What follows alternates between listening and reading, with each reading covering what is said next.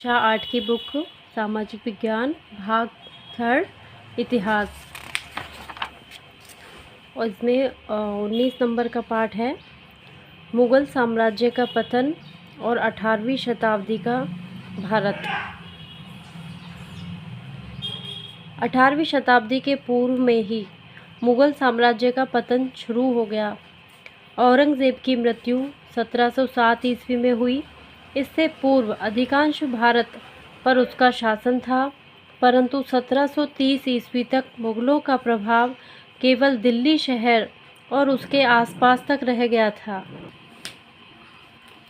इलाहाबाद में हुई संधि में मुग़ल शासक शाह आलम द्वितीय ने अंग्रेज़ों के प्रभुत्व को मान लिया। इस साम्राज्य का पतन इतने कम समय में होगा, यह एक विचारणीय प्रसंग है। मुग़ल साम्राज्य के पतन को समझने के दौरान कई तरह के सवाल उठते हैं। क्या औरंगज़ेब के उत्तराधिकारी योग्य नहीं थे, जिसके कारण व्यवस्था नहीं चली? क्या मुग़ल शासन व्यवस्था में कमी थी, जिसके कारण यह साम्राज्य टूट गया? क्या मुग़ल साम्राज्य में रहने वाले लोगों ने ही मुग़ल शासन का अंदर से विरोध करके उसे खोखला बना दिया था?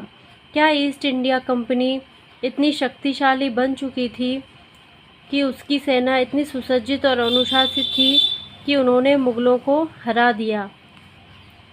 वैसे मुग़ल साम्राज्य का विघटन इसके पूर्व ही प्रारंभ हो गया था। औरंगज़ेब की धार्मिक,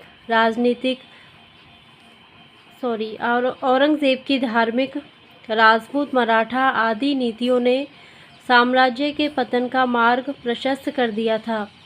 उसकी मृत्यु के उपरांत पतन की गति तीव्र हो गई। मुग़ल साम्राज्य के पतन के निम्नलिखित प्रमुख कारण थे। पतन के मुख्य कारण: औरंगज़ेब की धार्मिक नीति। औरंगज़ेब की हिंदू, सिख, शिया मुसलमानों आदि के प्रति अनुदार नीति के परिणाम बहुत घातक सिद्ध हुए।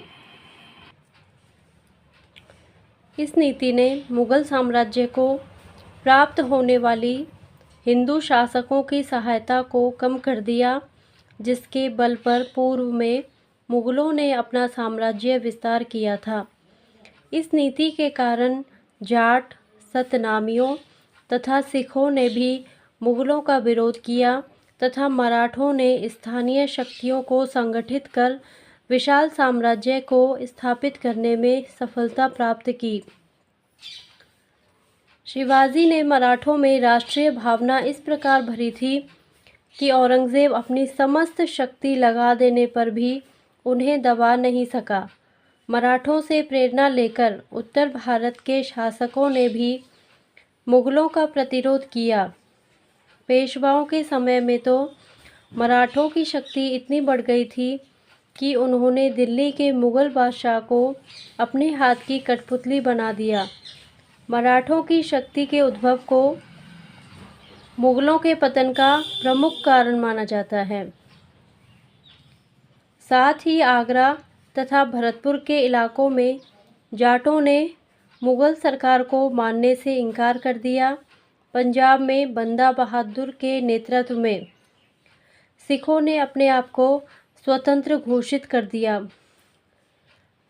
बंदा बहादुर ने तो अलग से सिक्का भी चलाया था। बंदा बहादुर ये पंजाब में नेता थे। बंदा बहादुर मुग़ल शासकों का इतना प्रभाव नहीं था कि इन विद्रोही शासकों को स्वतंत्र होने से रोक पाए। मुग़ल शासकों की अयोग्यता। औरंगज़ेब के बाद के समस्त मुग़ल शासक निकम्मे और विलासी थे। उनकी अय्याशियों ने उन्हें अकर्मण्य बना दिया। इसी से उनकी वीरता एवं साहस में कमी आई। यह नैतिक पतन उनकी पराजय का कारण बना। अमीरों सरदारों का पतन। शाही परिवार के सदस्यों के साथ साथ उनके अमीरों का भी पतन हो गया था। वे विलासी जीवन व्यतीत करने लगे थे और अपने स्वार्थ के लिए आपस में गुटबाजी कर लड़ने लगे थे। अमीर अयोग्य और चरित्रहीन हो गए थे। उन्हें अपने राज्य की किसी भी प्रकार की चिंता नहीं थी। आर्थिक पतन। शाहजहाँ ने अपनी शान शौकत युक्त और खर्चीली इमारतों का निर्माण किया तथा औरंगज़ेब लंबे समय तक युद्ध करता रहा, जिससे राज्य की आर्थिक स्थिति कमज़ोर हो गई थी। बाद के शासकों के विलासी होने तथा अहमद शाह अब्दाली एवं नादिर शाह की लूटों से मुग़लों के खजाने खाली हो गए थे। साथ ही इस लूट के सामान के साथ बहुमूल्य हीरा, कोहिनूर एवं तख्ते ताउस, मुग़लों का मयूर सिंहासन भी साथ लेकर गया। मुग़ल साम्राज्य की आर्थिक स्थिति ऐसी बिगड़ गई थी कि एक अवसर ऐसा आया कि मुग़लों के शाही भोजनशाला में 3 दिनों तक चूल्हे में आग तक नहीं जली। जब शहजादियाँ भूख सहन न कर सकी तो उन्होंने पर्दा फेंककर बगावत कर दी। बड़ी कठिनाई से उन्हें अपने रनिवास में लौटने के लिए मनाना पड़ा। यह घटना 1755 ईस्वी की है। मुग़ल साम्राज्य में व्याप्त अशांति एवं असुरक्षा के कारण व्यापार में गिरावट आई। इससे राजकीय आय पर इसका विपरीत प्रभाव पड़ा। दस्तक प्रणाली से आय में कमी ने राज्य की आर्थिक दशा को और अधिक विकृत कर दिया। इसका ईस्ट इंडिया कंपनी के कर्मचारियों ने अनुचित ढंग से उपयोग शुरू किया, जिसने मुग़ल साम्राज्य को पतन की ओर धकेल दिया। उत्तराधिकारी नियमों का अभाव। मुग़ल साम्राज्य में उत्तराधिकार के लिए नियमों का अभाव था। यहाँ कोई निश्चित नियम नहीं था कि शासक की मृत्यु के बाद उसका बड़ा पुत्र ही शासक बनेगा। इसका निर्णय तलवार के बल पर होता था। इससे राज्य को बहुत हानि पहुँचती थी। बाह्य आक्रमण। दुर्बल मुग़ल साम्राज्य के कारण विदेशी आक्रमणकारियों ने स्थिति का लाभ उठाया। अहमद शाह अब्दाली एवं नादिर शाह के आक्रमणों ने साम्राज्य को बहुत हानि पहुंचाई। इससे मुग़लों की सैनिक शक्ति क्षीण हो गई थी। अवसर का लाभ उठाकर अनेक सूबों के सूबेदार स्वतंत्र हो गए थे। राष्ट्रीयता का अभाव। मुग़ल काल में अधिकतर शासक राष्ट्रीय दृष्टिकोण के शासक नहीं हुए। उन्होंने विभिन्न पंथों को मानने वाले लोगों में एकता की भावना का संचार नहीं किया। औरंगज़ेब हिंदुओं तथा शिया मुसलमानों से नफरत करता था। यह शासक अपनी प्रजा एवं सूबों के पदाधिकारियों में राष्ट्रीयता की भावना नहीं भर सका। यूरोपीय जातियों का आगमन। मुग़ल काल में पुर्तगाली, अंग्रेज़, फ्रांसीसी एवं डच समुद्र के मार्ग से भारत में व्यापार करने के लिए आए थे। उन्होंने धीरे धीरे मुग़ल साम्राज्य की कमजोरियों का लाभ उठाना आरंभ किया। कुछ समय बाद अंग्रेज़ों एवं फ्रांसीसियों में राजनीतिक सत्ता स्थापित करने के लिए संघर्ष हुआ, जिसमें अपनी सामुदायिक शक्ति के बल पर अंग्रेज़ों ने विजय प्राप्त की।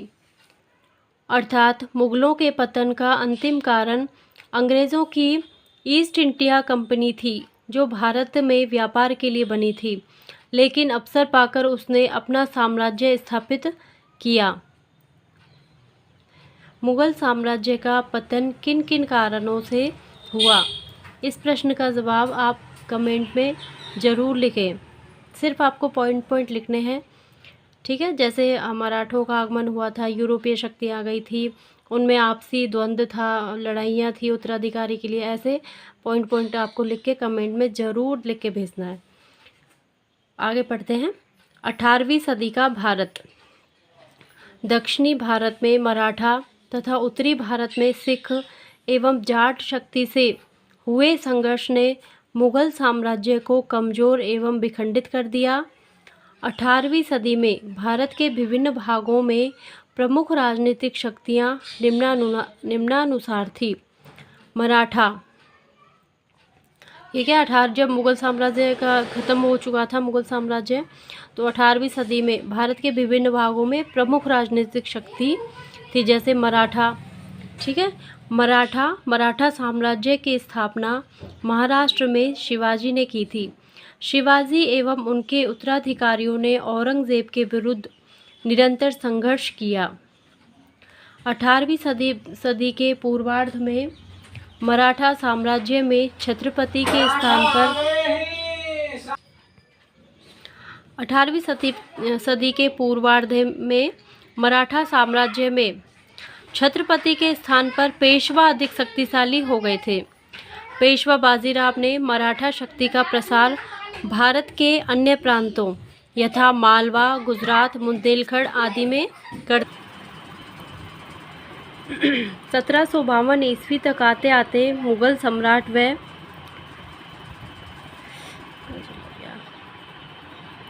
वजीर भी मराठों के नियंत्रण में आ गए।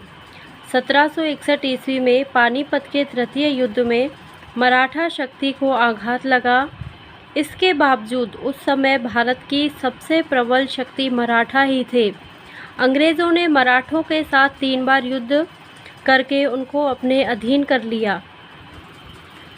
जाट मथुरा में जाटों ने गोकुल के नेतृत्व में औरंगजेब की धार्मिक नीतियों के विरोध में विद्रोह कर दिया। कालांतर में बदन सिंह के नेतृत्व में जाट साम्राज्य की स्थापना हुई। जाटों की शक्ति का विकास महाराजा सूरजमल के नेतृत्व में हुआ।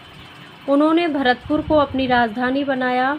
जाटों ने मथुरा, अलीगढ़, दोआब क्षेत्र पर भी अधिकार कर लिया। भरतपुर के शासक रंजीत सिंह ने अंग्रेज़ों के विरुद्ध मराठा यशवंतराव होलकर की सहायता की थी। बाद में भरतपुर के शासकों ने अंग्रेज़ों से संधि कर ली। हैदराबाद 18वीं सदी के पूर्वार्ध में मुग़लों के मनसबदार निज़ाम चिन किलज खान ने दक्षिण के 6 मुग़ल सूबों को मिलाकर हैदराबाद राज्य की स्थापना की। निज़ाम पर मुग़ल सत्ता का प्रभाव नाम मात्र का था। अब वह एक स्वतंत्र शासक बन गया था। उसके साम्राज्य विस्तार की योजना को मराठा पेशवा ने तोड़ दिया।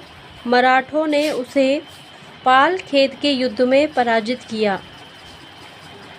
पराजित होने के बावजूद भी हैदराबाद का निज़ाम शक्तिशाली था। बाद में हैदराबाद के निज़ाम ने अंग्रेज़ों से सहायक संधि कर ली थी। पाल खेत का युद्ध हुआ था मराठा और उसमें हैदराबाद के निज़ाम में और मराठा पेशवा में। अवध में मुग़ल सूबेदार सआदत खान ने स्वतंत्र व्यवहार आरंभ कर दिया। इसने नादिर शाह के आक्रमण के समय महत्वपूर्ण भूमिका निभाई।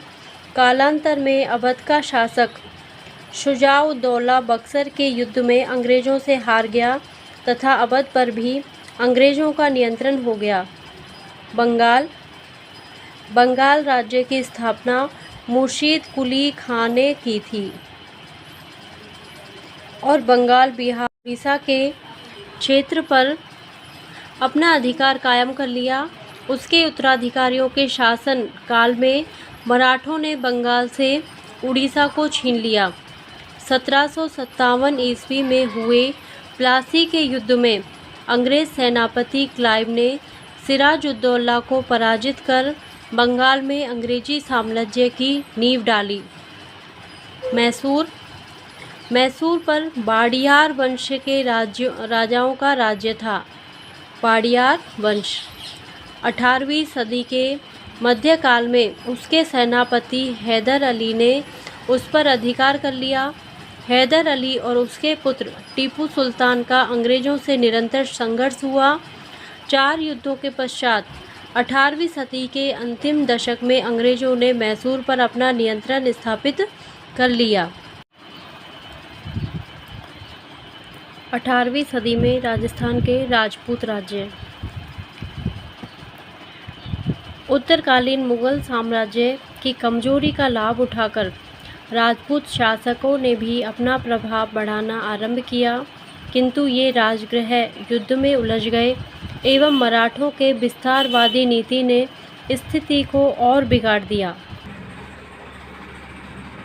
आमेर, जयपुर।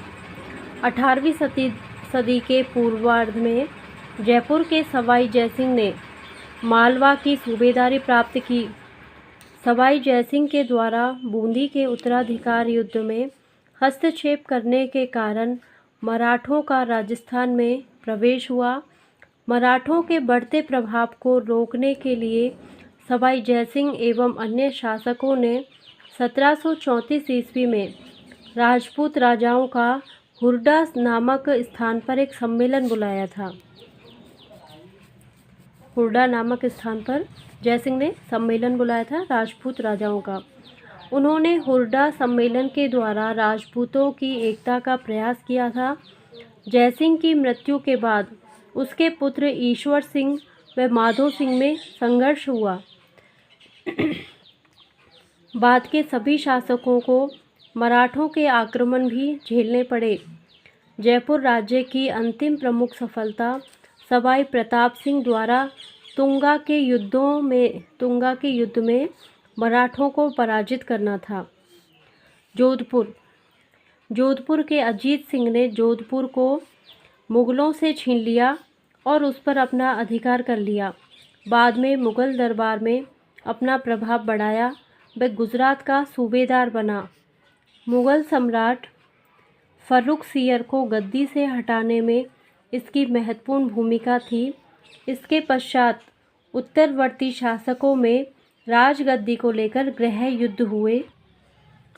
मेवाड़ के शासक अमर सिंह द्वितीय ने जयसिंह को आमेर व अजीत सिंह को जोधपुर प्राप्त कराने में मदद की। कालांतर में यह राज्य भी आपसी गृह युद्ध में उलझ गया। इस प्रकार 18वीं सदी में भारत में राजनीतिक अव्यवस्था व्याप्त हो गई। मुगल साम्राज्य कमज़ोर हो गया था। उसके स्थान को भरने की क्षमता मराठा शासकों में थी, किंतु उन्होंने मात्र चौथ एवं सरदेशमुखी वसूल करने पर ही अपना ध्यान दिया। उन्होंने उत्तरी भारत के राजपूत राज्यों से अच्छे संबंध विकसित नहीं किए। परिणाम स्वरूप पानीपत के तृतीय युद्ध में उन्हें अहमद शाह अब्दाली के विरुद्ध राजपूतों तथा अन्य भारतीयों की शक्तियों का सहयोग प्राप्त नहीं हुआ, जिससे मराठों को इस युद्ध में पराजित होना पड़ा। राजपूत शासक भी अपने गृह युद्धों के कारण अपनी शक्ति का विस्तार नहीं कर पाए। भारतीय शासकों की इस कमजोरी का लाभ अंग्रेजों ने उठाया और उन पर अपना प्रभुत्व स्थापित किया।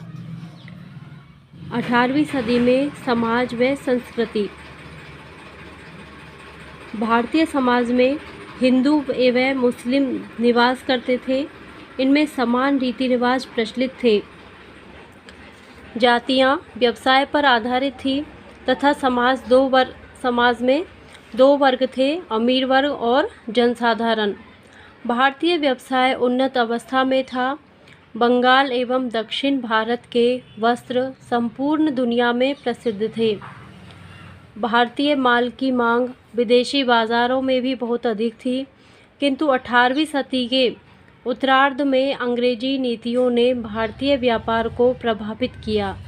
मुगल साम्राज्य के कमज़ोर होने से कलाकारों ने क्षेत्रीय राज्यों की ओर रुख किया। परिणाम स्वरूप देश के विभिन्न हिस्सों में कला का विस्तार तीव्र गति से हुआ। कांगड़ा व राजपूत चित्रकला शैलियों में नई विशेषताएं आई। राजस्थान में इसी काल में जाट शासकों ने डीग के महल बनवाए। सवाई जयसिंह ने जयपुर शहर बसाया एवं भारत में 5 स्थानों पर वेधशालाएं, जंतर मंतर बनवाई। ये सवाई जयसिंह ने देश में 5 स्थानों पर वेधशालाएं बनवाई थी। ये 5 स्थान कौन कौन से हैं, इनको प्लीज़ कमेंट में लिखना है आपको। सवाई प्रताप सिंह ने जयपुर में हवा महल का निर्माण करवाया। प्रताप सिंह के दरबार में ही राधा गोविंद संगीत सार जैसा ग्रंथ लिखा गया। इसके दरबार में गंधर्व बाईसी जैसे विद्वान रहते थे। गंधर्व बाईसी रहते थे प्रताप सिंह के दरबार में। इसी काल में पंजाब में हीर रांझा लिखा गया। भारत की अन्य भाषाओं में भी कई ग्रंथों का निर्माण हुआ। धन्यवाद।